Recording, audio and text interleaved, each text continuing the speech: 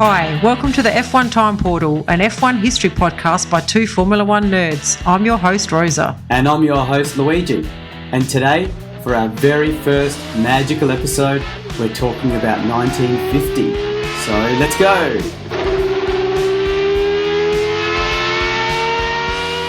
We have special guest. And I'm Nacho. Thank you for having me. Excellent. So the first thing we'll do is, before we get into 1950, I know we're excited and revving and raring to go, we're going to just talk about ourselves for a few seconds, what got us into Formula One and why we're even here. So do you want to go first, Rosa? Tell us what got you into Formula One. So I really got into Formula One in the late 80s, probably at the same time that the race started to be held in Adelaide. My mum was a big fan. She was a big fan of Ayrton Senna, so I kind of am a big fan of Ayrton Senna as well. And yes, being of Italian heritage, I'm also a tragic Ferrari fan, unfortunately. And it's a bit hard being a Ferrari fan right now. And Nacho, what's your F1 credentials? Many people will laugh about it, but it's the Netflix series Drive to Survive. I remember as a kid, watching my dad watch Formula One for 4 hours, and I just couldn't understand why somebody would watch a race for 4 hours. Just nothing Cars was interesting. Going round and round and round.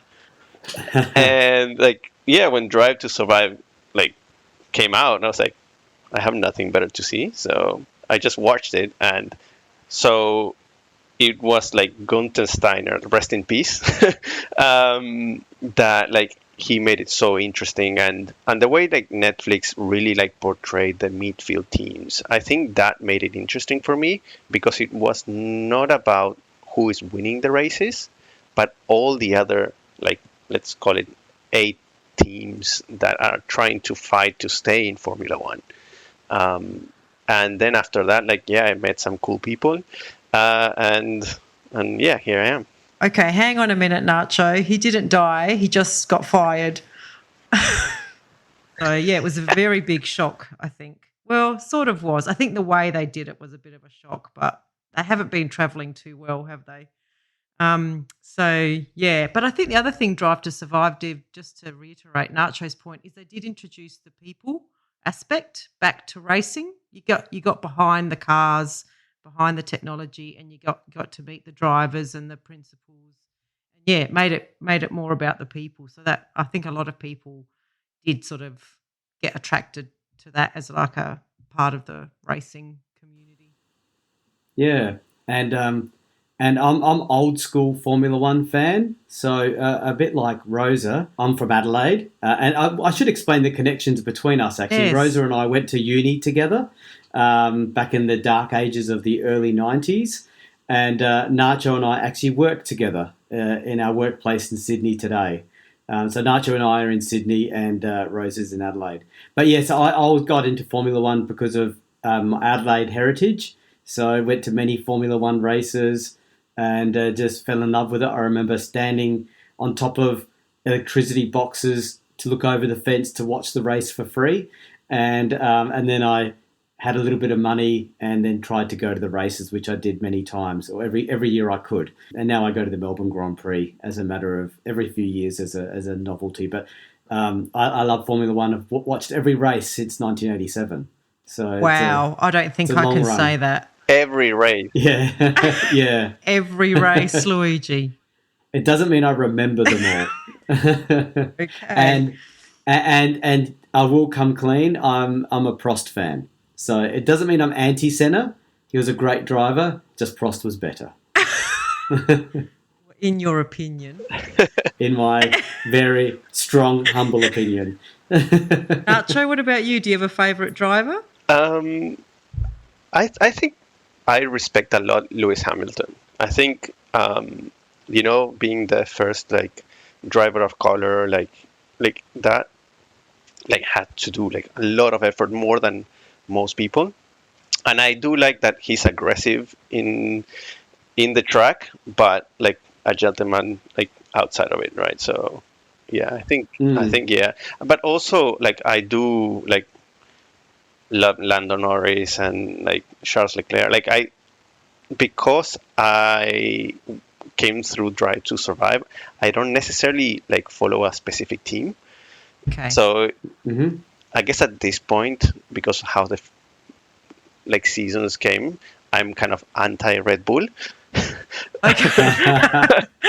Because they've dominated so Yeah. much. Yeah, and I've missed all the domination from Mercedes. So, like, actually, the first season I've actually watched was the one that ended up with that final race in Abu Dhabi. That was, Dhabi. and then after that was like so, like the championship, I guess was. Well, we're not going to talk about Dubai 2021 at this, or not Dubai, Abu Dhabi, sorry. We're not going to talk about Abu Dhabi 2021 because it will galvanise too many people. We'll get to that in about 10 years' time. Yes. Because in this podcast, we're talking about every race from 1950 onwards. So we've got a lot of races to get through and a lot of seasons to cover off. So today we're covering 1950. And should we get started? Yeah. Okay. Do you want me to go first, Rosa? Yeah, you go first. Yep. You need to go lights out. Yeah. Lights out. Lights out. Let's go. The race has started. So, why 1950? Why did the championship start in 1950? One of the things we need to understand is before the 1950 World Championship began, there were many Formula One races or Grand Prix, but they were Grand Prix of a country. So there'd be the French Grand Prix, the German Grand Prix. There was no formalised connection between the races. So if you won the 1948 French Grand Prix, you were the 1948 French Grand Prix champion. And it was as simple as that. You won the German race, oh, you're the German champion too, good on you, you know, all that sort of stuff. There was no world championship as such. So there was a gentleman who was in the FIA, or the Fédération Internationale de l'Automobile. In 1949, there was a gentleman called Count Antonio Brivio, and he came to the conclusion that the Italian racing cars had dominated just before World War II, and the Italian drivers were the best drivers, and for that reason, we believe, and the reports state, that Italians would win the first few years. So they said, let's create a world championship. Good on him. Good on him. So, and he was certain of that. And guess what? Without giving too much away, he was sort of right. So the first championship started in 1950 and it was seen as a trial championship. So there were only 6 races. And however, because all the 6 races were in Europe and they wanted this to be a world championship, they did nominate that the United States would also have a race. And guess which race that was? Coda. Good guess. I know. No, I don't know. Okay, Rosa, bring out the bad news. Yeah, it was the Indy 500. What?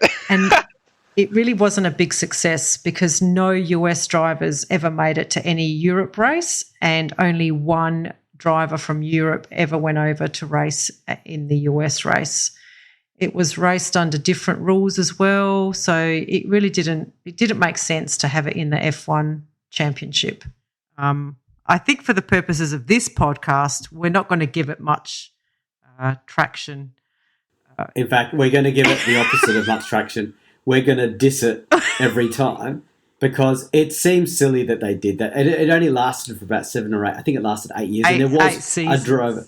8 seasons. And there was a driver in Europe that did cross over and he didn't do much when he went there. It was just a box tick thing.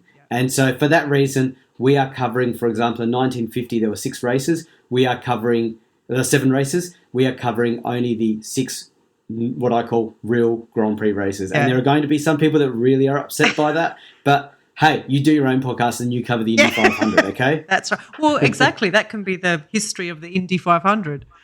Yeah, you do that podcast and see how many people you get listening to that. We currently have 3 listeners.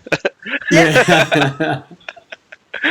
So basically, to paint the picture, 1950 cars, as you can imagine, dramatically different to what they are now. The drivers sat on the cars, not in the cars. Technique of driving was all arms and elbows. Tyre technology was non-existent. The tyres were just thin. I mean, okay, they weren't as thin as bicycle tyres. They were probably like the front of a motorbike tyre width. they're like motorcycle tyres. Yes. Yeah, but they were still putting some awesome power through those cars, and those cars were like tanks. Yes. The drivers didn't even have helmets for the first couple of years. They had linen helmets. There were no Armco barriers. The fans pretty much stood by the edge of the track, maybe a metre back, so they weren't on the track. With crazy. maybe some hay bales as protection. So dangerous, right? Like Yes. people were mad. Yes. These guys were just not even. And this is the other crazy thing. Not only were they mad, there were no seatbelts because it was considered safer that if you had an accident, better to be thrown out of the car than to have the car roll on top of you and kill you. Total So logic, flawless logic. Yeah. So there was no fuel or weight restrictions on the cars. There was a lot more wheel-to-wheel racing. Yeah. And we didn't hear a lot about cars pushing each other off the track. There was not a lot of argy-bargy, if you want to call it that. And really the era was known as the era of the gentleman races. They were still very competitive, but it was just a different – I guess they were all racing with very little safety, so they didn't want to die. But you say that, but gee, when we go through the races, which we're about to start doing, these guys were gunning it. And the races were exciting and close. It's not like it was taking it easy. And that's what this podcast is. The heart of it is to say, hey, some of you may be old school fans or new fans. You may not realize some of the best races and the close battles were in the 50s, and you'd be surprised that it continued all the way through. There were some boring stages, of course, and there's some boring races, but yeah, it's very, very exciting. Were they televised? Like, is there like footage of it? No.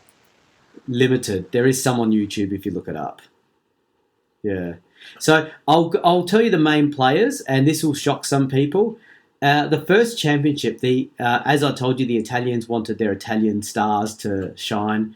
The Alfa Romeo team was expected to dominate. They had the best car pre-war, and the car that they started the 1950 championship with was a pre-World War II car, so pre-1939 car.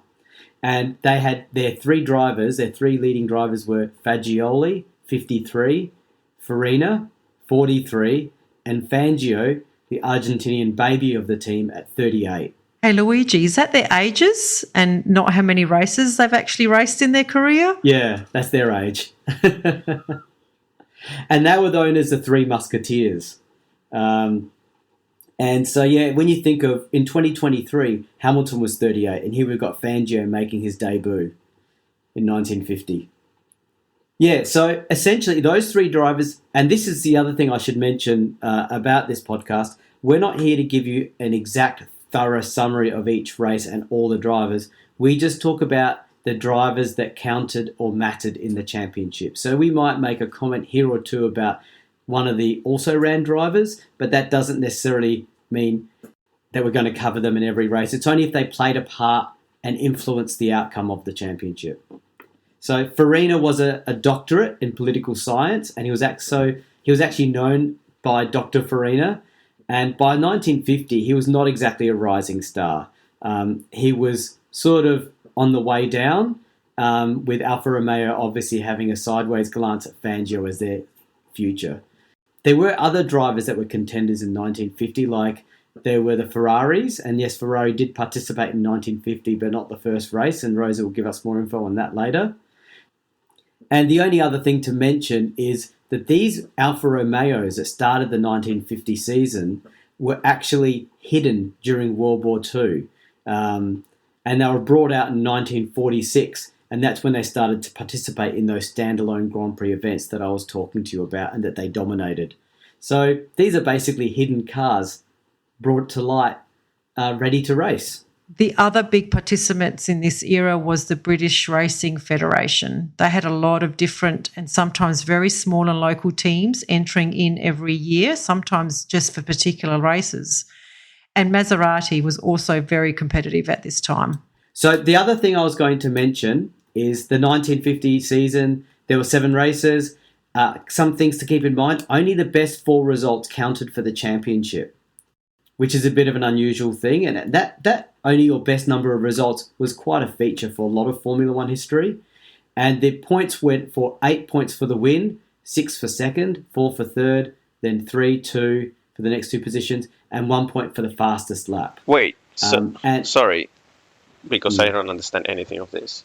That means like how can you track the championship? Like, it's just like if you like went like third on some, like, but then you went first for 4, like.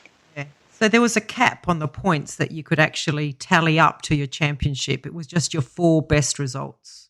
So if you had 5 number 1 places, only 4 races then would count towards the championship total. Okay. I mean, there were 7 races, right? So 6. Oh, 6. Yes, sorry. Nacho, the first rule of this podcast is that we don't recognise Indy. But we will talk about Indy a lot. Yeah. The other thing that really throws a spanner in the works is it doesn't happen too much in 1950, but it happens soon after, that a driver hands over their car to another driver. So if you're the leading driver and your car breaks down, you can pull in your teammate who might be, let's say you're leading, and you pull in your teammate who's sitting in 4th, you can take over their car. And if you then get that car up to first place, you both share the winner points. Imagine, team orders that's what I was coming to play. Yes. I was going to say, imagine now in 2023, if like, I don't know, Russell tells Hamilton, hey, give me your car. Yeah. Yes. Oh, geez. Or Perez somehow takes Max's car. Yeah. That's never going to happen. No. Never. Except in Mexico. And even then, no way. So we're going to start with our first race. So we're starting with the British Grand Prix, the very first Formula One race in the World Championship. So it was May 13th, 1950. And Ferrari wasn't in this race. Why was that, Rosa? Yes, well, Ferrari refused to send any cars to this race. They weren't happy with the money they were getting to come to the race. So Enzo at the time said, I'm not sending any cars. So he said, I'm not sending any cars. Pretty big attitude for like not even a race under their belt. You know? Exactly. They like we said, they hadn't really been in racing domination up to this point. They were like Enzo Ferrari actually left Alfa Romeo. He was one of the major mechanics or engineers at Alfa and decided to go out on his own and start his own racing team. So and his first move was not to appear in the first race of the first ever World Championship. I mean, he's a visionary, right? Like, don't Ferrari get like an extra batch of money because they're like just the oldest team or something like this? Well, possibly, but maybe they did. I can't find whether they actually were paid extra money, but you're right. He stuck. He's a visionary. He stuck to his guns and focused on what was important. Getting more money. Yeah. So Alfa Romeo were expected to dominate this race with 4 drivers they had in their team: Farina, Fagioli, Fangio, the 3 Musketeers, and their token British driver, Reg Parnell. So the race was given a big send-off by King George VI and Queen Elizabeth, which is huge to have the royal family there. So even though this was the first time World Championship race, which Ferrari obviously declined to attend, it had 150,000 people there. That's amazing. That is huge. Yeah. I mean, we see numbers this year about 450,000 across the 4 days. 150,000 people in 1950 is huge. Yeah, let's currency convert that. That's like 1 million. Well, given that there was no TV or advertising or anything, that is pretty big. Yeah, just newspapers. No Jetstar or Ryanair, you know. That's right. So there were 21 drivers in this race, and the grid was very different to what we see today. So it was a 4x3x4 formation, so all the way down. Alfa Romeo dominated practice, and practice and qualifying was sort of the same thing. Like whoever got the fastest time in practice got pole position, and they secured the front row with Farina in pole position, 1 minute 50.8, followed by Fagioli, the old guy, at 53, 1 minute 51, and Fangio 1 minute 51 as well. So you've got the top three drivers separated by 0.2 of a second. So, that's pretty tight. Even today, drivers are beating each other by that amount. The other interesting thing was there was a driver in the grid called Prince Bira. He got fourth on the grid. Fifth, sorry, with 1 minute 52.6. But guess what? He was actually from Siam, which is now Thailand. So this is January 2024, by the way, for those listening. And you may be surprised to hear that the next Thai driver that go on the grid was Alexander Albon. Wow. So he wasn't the first, but he was the second. And it took 73 years for him, or 70 years for it to happen. Yep. Yeah.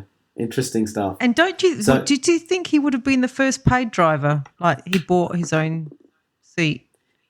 Probably. Yeah. Yeah. But he got fifth on the grid. Yeah.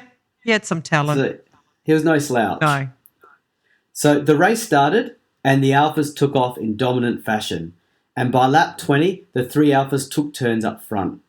By lap 35, the Alphas did their fuel stops. So they obviously had fuel stops. The Alfa Romeo was known as a bit of a gas guzzler. And the pit stops took about 30 seconds each. Now, that's pretty extreme for that time. They wouldn't have had those special guns to change the tyres or anything like that. So 30 seconds, pretty fast. Unfortunately, by that 35, Prince Bira had retired. So the Alphas continued their dominance until lap 59, when Fangio made an error and actually hit a straw bale, which apparently damaged an oil pipe and caused his retirement. Parnell also hit a large hair, but he was okay to continue. Like a live hair? Yeah, and I reckon a 1950 hair was probably the size of a dog. At least they got supper. Yeah. So this race was a bit of a flat one, I think. Just probably the excitement of it being first is what made it special. But the Alphas finished first, second, and third with Fagioli, with Farina first, followed by Fagioli, and then Parnell because Fangio had his retirement. And remember, Parnell was like a ring-in driver. So my takeout for this race is that the race was only run by about 3 seconds. So we had a pretty tight race, even though it was dominated by the teams expected to win. And Italy got its wish. Yeah. First ever Grand Prix, Italian driver, Italian team. The other thing I think is interesting is like Fangio, which is considered one of the best F1 drivers of the world, didn't finish his first race. Yeah. But he has a remarkable win ratio. But yeah. Could have been even better. So the next race is the Monaco Grand Prix, May 21st, 1 week after the British Grand Prix. So straight into it. And into basically a legendary track, I guess we could all say. The grid was also 21 drivers, not necessarily the same 21 drivers. And the grid was 3 by 2 by 3 by 2. And when I say 3 by 2, I mean they were side by side, and then 2 side by side, not staggered. And I'm assuming that the driver that gets pole probably has the racing line position or the best spot of those 3 in the front row, for example. So in the first practice, Fangio obliged with a pole position time of 1 minute 50.2 seconds. Now, if someone can quickly look up for me what the pole position time for Monaco was in 2023. Be interesting to compare. I know the tracks are not exactly the same. Chances are they've been slowed down nowadays, I suspect. But it would be not too far off because let's face it, Monaco's a street circuit. They can't move buildings easily. Want qualifying time or result race time? Qualifying time. So while you're looking that up, Fangio 1 minute 50, followed by Farina in second, and Gonzalez third at 1 minute 53.7. Now, Gonzalez was in a Maserati. So Maserati was like the real competitor of the year, but really second-rate team in terms of their abilities. And Gonzalez was an Argentinian driver as well. Okay, so Max Verstappen qualified first with 1 minute 11 seconds. 1 minute 3.365. Okay, gives you some context versus these tanks of 1950. So Ferrari also made their F1 debut with their Tipo 125, and their drivers were Villaraci and Ascari. So as Monaco was a tight track, everyone was looking forward to what would hopefully be a closer race than what was at Silverstone. So already after one race, there was, can we get a closer race? So the fans already had expectations. Okay, so when the flag fell, Farina leapt into the lead ahead of Fangio and Gonzalez. So basically Farina got a good start because Fangio was on pole. However, Fangio pretty much took the lead halfway around the first lap. No mean feat. I don't think Monaco has become easier to pass on in the years. I mean, the cars are a bit thinner, right, at that time, so... I don't know. They looked pretty big. They're a bit thinner, but they're pretty clunky, I think. Yeah. And I mean, and like, to be honest, it must have been very scary to go like with those cars, like close to the walls. Like, oh my God. Big time. Yeah. Now, this is where Formula One gets really interesting, and we get the story of legends and why some drivers have a special reputation beyond just their results. Because there was a surprise on that first lap, or maybe the second lap, but that's not the point. The sea basically caused a huge wind and caused a big wave to float over the barriers and onto the track. As a result, Farina, who was sitting in second place at the time, spun wildly and started facing the oncoming cars. So Villaraci in the Ferrari somehow avoided Farina and took over second place, but the others were less fortunate. Gonzalez made contact and damaged his car. Fagioli managed to stop sideways, and then came a series of collisions as the field smashed into the melee and blocked the track. Now, this is in the era with no team radio. I don't even know if they even had flags, to be honest. But there's Fangio in the lead all by himself, not aware that this accident has happened, and is driving at full speed, of course. But what he did that makes him a bit special, I think, was as he was heading towards where the accident took place, he noticed that the crowd weren't looking at him because he was the race leader. It was lap 2. Surely that's where you'd be looking. They were looking away from him up ahead. So he knew something had happened. So what he did was he slowed right down, and that genius move alone enabled him to then carefully pick his way around the big pile of damaged cars and continue on the race unabated. Yeah, there were 9 cars involved in that accident, so there would have been a lot of debris and cars piled up. So he picked his way through there very well. The mental capacity to do this, right? Like going so fast and like just realizing just by looking at, it's like Max when he just looks at the TV to see how Perez is doing. You know, it's like it's exactly the same, reads the newspaper, has a look at what the weather forecast is. Yeah. So there were 8 retirements on the spot. 9 cars. 1 car may have struggled along, but Fangio basically scores his first win, 1 lap ahead of Ascari in the Ferrari, and another driver called Churn in the Maserati a further lap behind. That was Lewis Chiron, and similarly to the Thai driver, he was the first Monegasque driver to score points in a Grand Prix until Charles Leclerc. Wow. Yep. So interesting that we got 2 70-year stats here. Yes, and that's right. And Charles did it in the 2018 Azerbaijan Grand Prix. So that's a long... Given that Monaco's been such a big part of F1, that there was such a gap between Monegasque drivers winning points. Yeah, fascinating. Okay, so now we're up to the next race, the Swiss Grand Prix. Oh, wait. Rosa, do you want to give us a championship summary of who's in the lead? Okay, yes. So we have Nino Farina in the lead on 9 points, tied with his teammate Fangio. Luigi Fagioli's on 6 points, tied with Ascari also on 6 points. So we've had a Ferrari come into the mix now. And you'd think I'd care more that this is the first time we've mentioned Fagioli's first name is Luigi. and I don't really care. No, I don't think you were named after him, Louis. No. If he was a 5-time world champion, I would have made a big deal of it. Taken some credit. Yeah.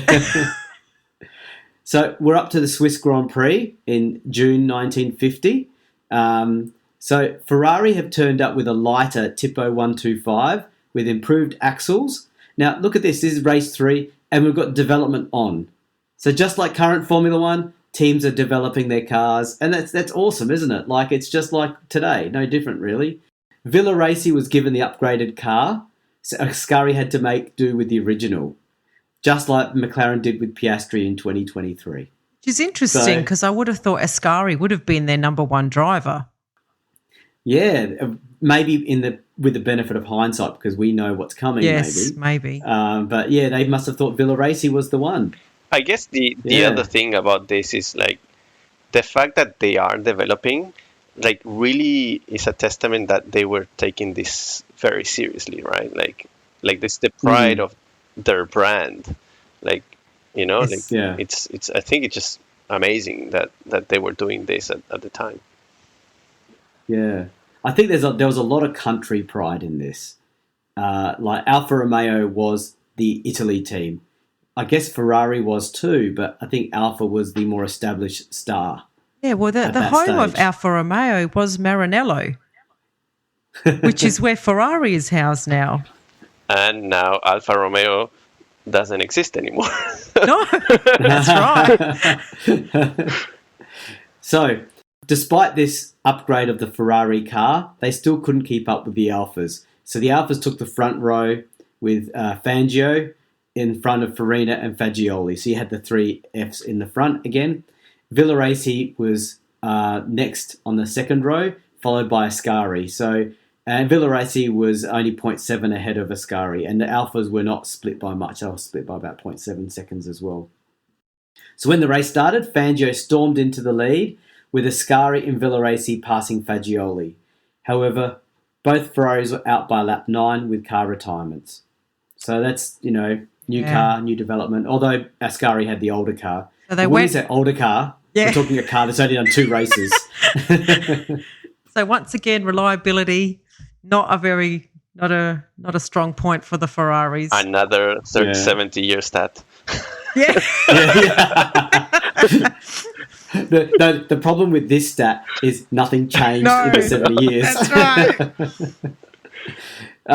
For those on this podcast, we are not anti-Ferrari. Just to explain that, we're just having fun because we want to see it. We want to see a healthy Ferrari, right? I'm a Ferrari tragic. I'd love to see them do well, but I don't know that I am in my lifetime. But did you know that Luigi has a background at work that is he's himself on a race on a Formula 1 car, and he thought it was a McLaren because if I'm not wrong, you're a McLaren fan, but it actually was a Ferrari until I told him like that actually is a Ferrari. Because the picture looks a bit papaya in colour, and I didn't care to look at the detail, to be honest. I do know the difference, but it was pretty embarrassing that Nacho was the one telling me. It was dodgy printing. Yeah. Did you rip it down, Louis? No, I've still got it. It's a background in one of those teams. Oh, apps. Yeah, okay. Yeah. That basically, when the Ferraris were out, this left the Alphas pretty much in control, with Prince Bira, the Thai driver, moving up to 4th place. So he's obviously a decent driver. Yeah, and he was in a Maserati, so they were proving again to be a bit of a force in the early years. Yeah. By lap 25, Alphas were running with Farina leading Fangio and Fagioli, and then on lap 33, Fangio pulled into the pits with valve trouble. So a little bit of unluckiness there too. He had a retirement in the first race also, which is something we keep in mind when we talk about the recap of the championship at the end. This left Farina to cruise to win by nearly a minute ahead of Fagioli, with a driver called Rosier in the Largo Talbot a further lap behind. Yeah, they were a French team. They had a lot of a lot of cars in that team. Yeah. Drive. Yep. And just a quick comment: we don't profess to know how to pronounce things, so don't judge. Don't judge correct. We don't. I can only say that Fangio is actually pronounced Fangio. Oh. Nice. Fangio. Fangio. Fangio. Yes. Right. Fangio. Yes. Rosa, you get it perfect. Oh, Thank nice. you. So the only comment I had to make about this race was that Fangio. Fangio. I'm just going to say Fangio the Western way. He had a guaranteed second place in this race, guaranteed, and the retirement took him out. And these things play a big part in championships, as we'll find out.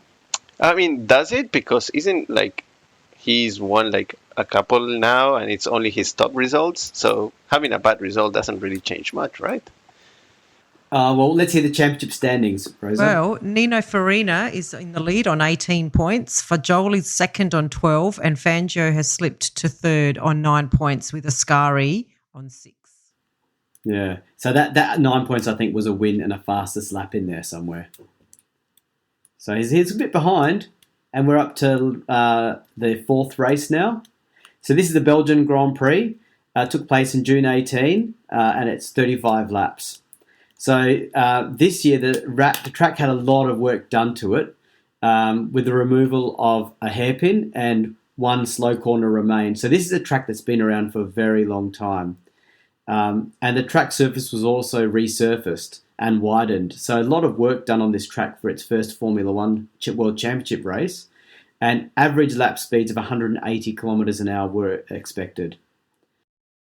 I was just going to say, Louis, the first 3 races, four of the first, oh my gosh, get it right.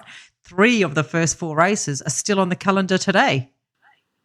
Yeah, Silverstone, Monaco and Belgium. And we have a bit of a story about the Swiss Grand Prix, but we won't spoil that. We'll leave that for the next season. But so, these tracks are very historic and have a legacy in F1. Yeah, absolutely. So there were only 14 drivers that lined up for this race, with the 3 Fs of the Alpha team dominating the 3x2x3 grid. And Farina got pole with 4 minutes 37, and Fangio got the same time but did it second, and then Fagioli next. Then Villaraci fourth. So Villaraci's outdoing Ascari at this point in time, sort of like the Ferrari team leader. So at race start, Fangio and Farina charged away, with Villaraci getting ahead of Fagioli. Fagioli repassed soon later, and the race was somewhat processional. But Summer, in the Lego Talbot, which didn't need a pit stop for fuel, moved up to fourth and then into the lead when the 3 Alphas had to stop for their fuel. So there was a little bit of surprise by the Alpha team that this lighter, lesser powered car somehow managed to get into the lead.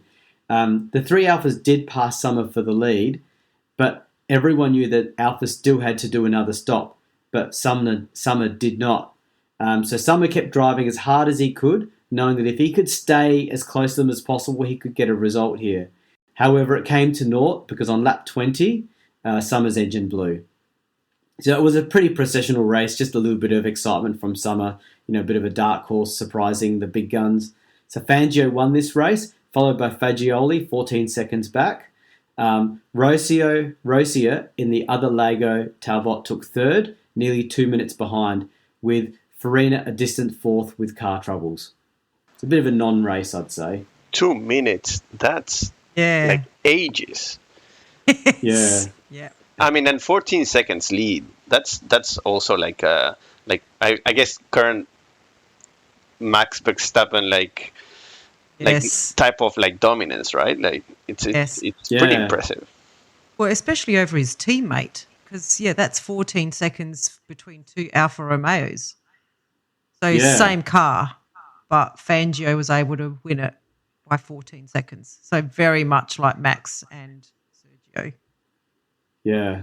So what's the championship standings now? So Nino Farina has stretched his lead to 22 points, with Fagioli in second on 18 and Fangio in third on 17. It's like they're taking points off each other, aren't they? Yeah.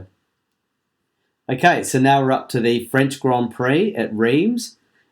This is a 64-lap race and 2 races to go in the championship. It's a triangle race, Luigi.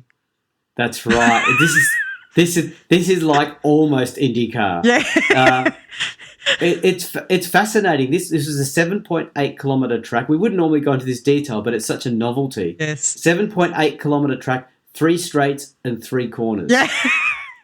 Oh my God. I'd love to see that today. Yeah. I mean, Williams would do Williams, well would do great. So Fangio took pole with 2 minutes 30.6. So can you imagine how much of that race is on full throttle? Yeah. That's about 90% or something. Farina was second and Fagioli third. So they're the 3 championship contenders, right up there again. Ferrari only had 1 entrant in this race, a gentleman by the name of Whitehead, and I think he was a privateer. There was a lot of privateers in this era where you get access to the works car, like the manufacturer car, but private ownership. So who knows why Ferrari didn't go in this race? Did you find out? Yeah, I did. I think they introduced a 3-litre car in one of the non-championship races, which was before this race. And they didn't finish that race, so they withdrew them for this race. I think they had technical troubles with them and didn't think they'd be competitive. So they actually withdrew both cars from this race. Interesting. Okay. I mean, they probably nothing on the line, really, did they? No, they were nowhere near the front, and they were still developing, and they introduced a new 3-litre car, which didn't stack up in the previous race. Okay, at race start, the Alphas stormed into the lead with Farina leading Fangio, followed by Fagioli. By lap 18, the Alphas stopped for fuel, but Farina had engine issues and had a 7-minute pit stop. So that's a hell of a pit stop.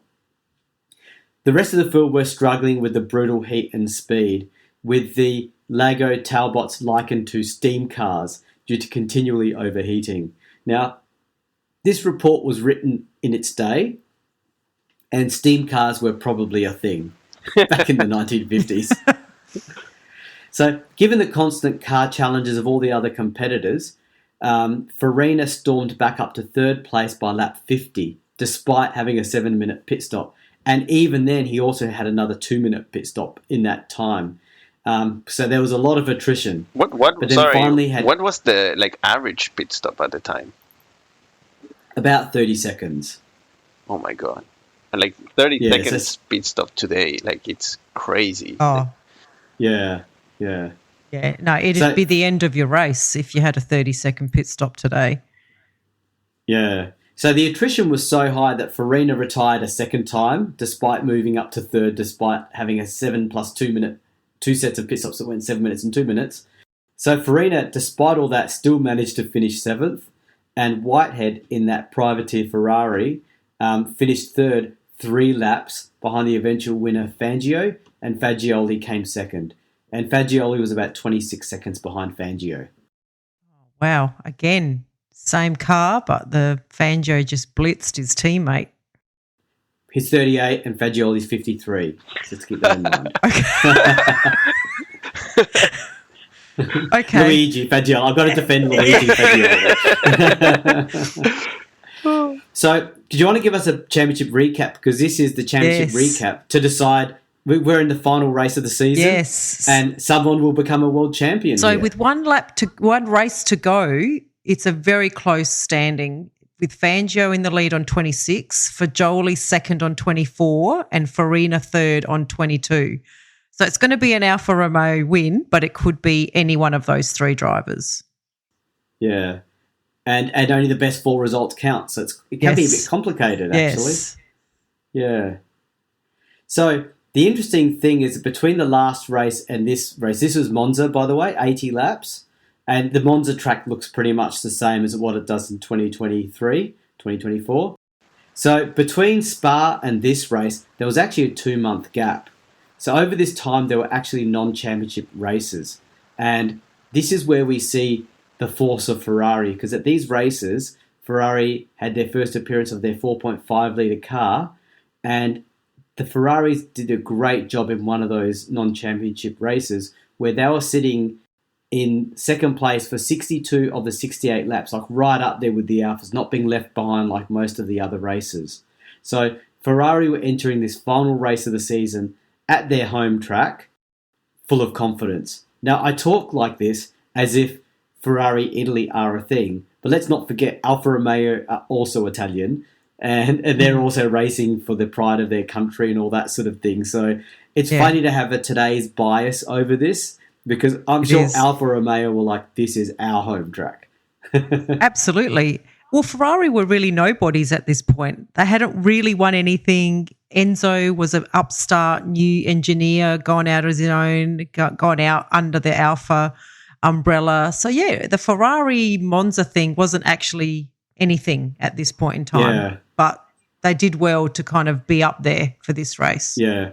Now, I'm about to tell you something, Nacho. Now, for those of you that maybe haven't been able to work out from Nacho's accent where he's from, and it's not because he's Argentinian that he's here, but I'm about to say something that might turn Nacho one way or the other.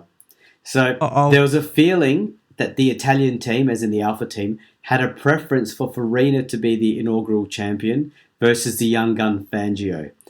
This was supported by the claim that at a non-championship race at Bari in Italy, Fangio had mysteriously run out of fuel during his dice with Farina. I had no idea. To be honest, like just to give a bit of context, like Fangio is massive in Argentina in the sense that people remember because he is like this one of the biggest Argentinian personalities of the time. But we just know that Fangio was great in Formula One. We just, at least my generation, we just don't remember anything about it. I just know that he was a great F1 driver. I don't even know how many races he won, championship he won. Like, it's just on ads when they look at like Argentinian great celebrities, it's like Fangio, Maradona, and Messi now. Like it's interesting that like it's part of Argentinian culture as a great personality, but most people just don't know exactly to what level his greatness was. Yeah, and you're going to learn that in this podcast, Nacho. And I appreciate it. And so are our other 3 listeners. All 3 of us. So the championship race, Fangio took pole, 1 minute 58.6, followed by Ascari in the new Ferrari with 1 minute 58.8. Farina was third, and a guy called Senesi was fourth. So at race start, the Alphas out-accelerated the Ferrari, with Farina taking the lead. However, Ascari was right on his tail, and that 14, Ascari actually took the lead, but Farina fought back. So this is a real battle by Ferrari, making their statement. Yes. We're not going to just let you... Now, keep in mind also, excluding Indy, Alfa have won every race this year. So in 2023, everyone made a big deal about Red Bull nearly winning every race. Well, let's see if Alfa could do a clean sweep here. So Ascari was right in the battle until lap 22. And one of the things that Ascari knew was that the Ferraris only needed 1 fuel stop versus the 2 Alphas, which required 2 fuel stops. So Ascari knew if he held this position, he was in a strong position to win the race. Unfortunately for Ascari, this is when his Ferrari's rocker gear broke. So... Typical. Yeah. Yeah. So Fangio also retired a couple of laps later. However, Taruffi, a backmarker Alpha driver, handed his car to Fangio, which was allowed in those days. And Fangio then drove, but unfortunately retired a second time on lap 35. So his championship challenge was now essentially gone. In turn, Ascari took over Serafini's Ferrari and worked his way back up to second place. So Ascari was really on form. However, Farina had won the race by this stage. He'd won his 3rd race of the season, and with it, he had won the World Championship. So Alfa had won all 6 European races, essentially a clean sweep, excluding Indy. But the Ferrari challenge was definitely on the rise, as we saw with Ascari in that race and the non-championship race before it. Yeah. One thing I was going to wrap up with in terms of a quote of that race was that Fangio's comment about Farina at the time was that he learnt a lot about Grand Prix driving from Farina, but he also criticised him for driving like a madman. So, yeah, what was the final championship results, Rosa? Yeah, so you're right. Farina took out the championship with 30 points. Fangio came second on 27 points and Fajoli third on 24 points, with Ascari in fifth on 11 points. So that's a wrap for the 1950 Formula One season. Any last comments from your end? No comments from me. Like you say, it was very exciting. And, yeah, a clean sweep by Alfa Romeo. Yeah. And Nacho, any comments from your end? I mean, I guess 6 races versus 22 is a big difference. But I mean, I mean, this is great for me. Like, I know nothing of Formula One past 2020, like before 2022. So, like, getting to like understand like how this all began and like how all these drivers like literally push the limits of racing. And I guess the human condition also, right? Like just it's so interesting. Yes. So, thanks for having me. Okay, thanks, Nacho. So thanks for joining us and thanks for bringing an international flavour to our first podcast. Teaching us how to pronounce Fangio. Yeah. which Rosa got it perfect. Luigi, we'll have to work a bit more, but it's fine. Yeah, we'll work on Luigi. Okay, well, thanks everyone for listening in, and join us again for the 1951 season, which will come out soon. Bye. Bye.